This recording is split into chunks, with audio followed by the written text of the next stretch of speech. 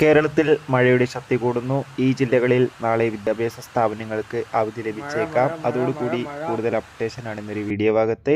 വീഡിയോയിലേക്ക് മുൻപ് video like ചെയ്യുക, ചാനൽ സബ്സ്ക്രൈബ് ചെയ്യാൻ വേണ്ടി ശ്രമിക്കുക.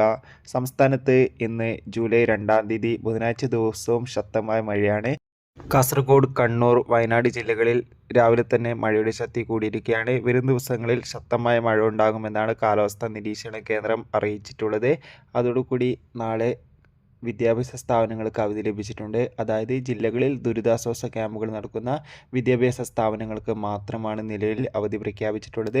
മറ്റു വിദ്യാഭ്യാസ സ്ഥാപനങ്ങൾക്ക് എന്തായാലും ക്ലാസ്സുകൾ ഉണ്ടാകുന്നതായിരിക്കും. ഇനി അവധി പ്രഖ്യാപിച്ചാൽ ആ ഒരു അപ്ഡേഷൻ കൃത്യമായി ലഭിക്കാൻ വേണ്ടി നമ്മുടെ ചാനൽ ഇപ്പോൾ തന്നെ സബ്സ്ക്രൈബ് ചെയ്യുക.